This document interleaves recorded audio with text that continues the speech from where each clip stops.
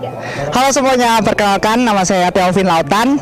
Nah, tahun ini tuh kebetulan saya jadi ketua acaranya ICD atau Indonesian Cultural Day yang diselenggarakan oleh PPI Thailand. Jadi kenapa ada ICD ini sih? ICD ini sebenarnya udah acara tahunnya PPI Thailand. Jadi tiap tahun itu kita bakal menyelenggarakan Indonesian Cultural Day, dan ini tuh sebenarnya acara Indonesian Cultural Day tergede ya, kalau kita bisa bilang sebagian selatannya Taiwan, karena sebenarnya kalau dari bagian selatan daerah Kaohsiung Thailand sebenarnya nggak ada yang segede ini, hitungannya ke kampus. Jadi misalnya Indonesian Cultural Day-nya digabung dengan negara-negara lain, jadinya International Cultural Day. Tapi kalau di Thailand sendiri ini jadinya Indonesian Cultural Day. Itu yang mungkin menjadi pembeda ya antara ICD di Thailand sama ICD lainnya.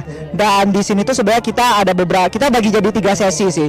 Jadi yang sesi pertama kita bisa lihat di sebelah kiri saya ada boothnya sponsor. Jadi ini tuh yang ngebantu kita dalam hal dana dan lain-lain, media partner dan lain-lain.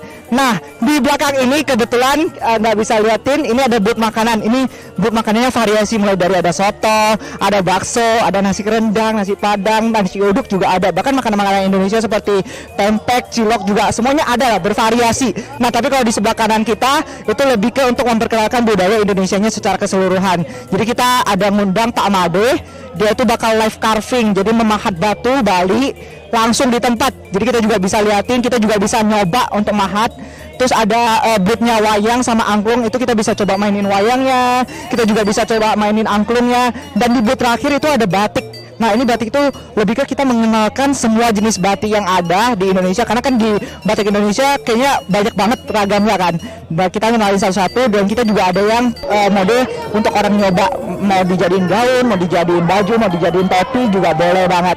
Dan untuk spotlight sebenarnya semuanya sama rata ya. Jadi kita mulai dari ada paginya ada angklung, terus kita juga ada tari Sumatera. Tari Sumatera ini kita menggabungkan 2 tari. Jadi tari payung sama tari tortor kita gabungin jadi tari Sumatera. Terus ada tari Bali juga, dan di situ juga kita ngambil yang tema Papua, itu kita pakai paduan suara dengan tema Papua, karena kita tahu Papua itu yang kasih nilai mistis, itu juga itu bagus banget. Dan di Sumatera sebenarnya ada di Sulawesi sebenarnya ada satu tradisi yang kita sama sekali nggak pernah dengar, tapi itu pernah diangkat jadi satu film. Nama filmnya itu Tarung Sarung, dan budaya itu namanya Si Gajang Laleng Lipa. Jadi perang dalam sarung ini kita ngangkat juga, jadi temanya si Sulawesi.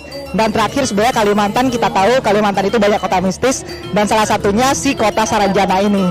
Nah, jadi kita tampilin kota Saranjana dalam band gitu. Thank you.